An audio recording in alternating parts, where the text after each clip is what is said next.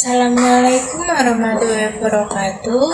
Perkenalkan, nama saya Dwi Puspita dengan NIM akhir 016,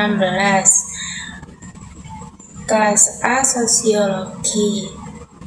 Di sini saya akan menjelaskan materi dari mata kuliah filsafat, yakni filsafat secara ideologis, filsafat secara filosofis, dan yang terakhir filsafat secara historis. Berbicara mengenai filsafat sendiri yakni merupakan studi tentang kebenaran, keberadaan, nilai, etika, dan kebermaknaan hidup. Filsafat secara umum dapat dijabarkan dalam 3 aspek utama, yakni filsafat sebagai ideologis, filsafat sebagai filosofis, dan filsafat secara historis. Filsafat secara ideologis, yakni filsafat tersebut memegang peranan penting dalam membentuk pemikiran dan pandangan hidup manusia. Sebagai suatu pandangan dunia, filsafat membantu manusia untuk memahami dan merespon persoalan-persoalan kehidupan.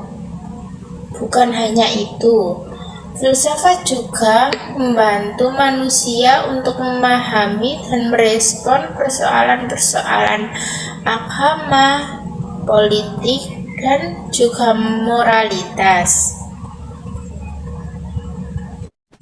Nah, dalam konteks ini, filsafat dapat digunakan sebagai alat untuk mengembangkan suatu ideologi politik, agama, dan moralitas yang secara fundamental mempengaruhi pandangan hidup dalam suatu masyarakat. Contoh dari filsafat sebagai ideologi yakni suatu yang nyata atau dapat diterima oleh akal, seperti tentang keberadaan Tuhan. Itu merupakan contoh dari filsafat secara ideologi. Atau mungkin bukan hanya itu, seperti contoh bahwa bumi itu adalah bulat. Itu adalah contoh dari filsafat sebagai secara ideologi. Kedua, filsafat secara filosofis. Secara filosofis, filsafat mencoba untuk menyelidiki berbagai pertanyaan mendasar tentang keberadaan, pengetahuan, nilai, dan logika.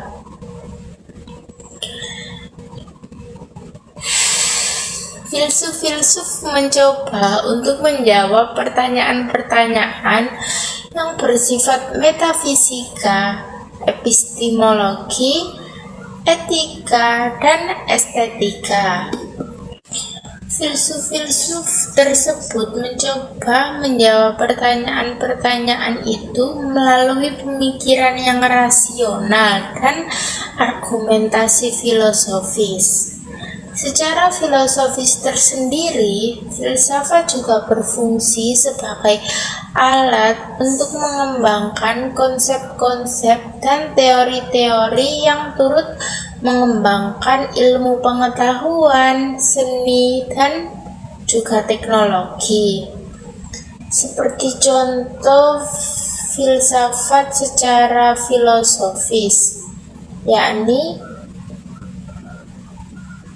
ketika seseorang ingin mencari tahu suatu kebenaran pada suatu kebenaran yang belum ia ketahui sebelumnya.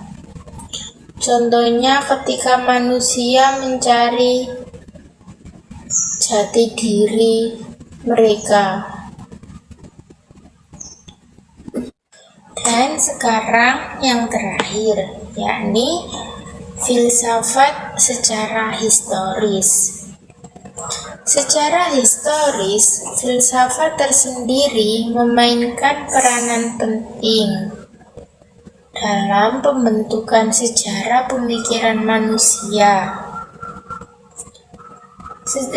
Sejak zaman kuno, filsafat telah memberikan kontribusi yang besar dalam menyatakan pandangan-pandangan yang baru, mengkritisi pandangan-pandangan yang ada, dan mengembangkan tradisi-tradisi yang lama. Melalui sejarah pemikiran filsafat, kita dapat melihat bagaimana filsafat tersebut sendiri telah berevolusi dari zaman kuno hingga masa kini, menghadapi berbagai perubahan sosial, politik, dan juga agama. Contoh dari filsafat secara historis tersendiri yakni adalah bagaimana ketika kita ingin mencari tahu sesuatu dan melihat dari sejarah-sejarah yang ada, yakni seperti ketika kita mencari suatu kebenaran dan kita melihat kitab terdahulu, mungkin kitab Al-Quran atau kitab-kitab yang dipercayai masing-masing individu, seperti itu. Nah, dengan demikian filosofi secara ideologis,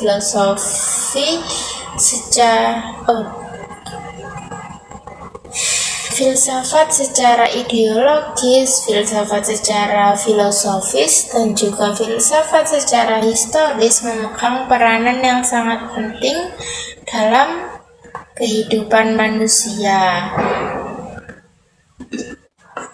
Filsafat tersendiri membantu manusia untuk memahami dirinya sendiri, hubungan dengan alam semesta, dan peranannya dalam masyarakat.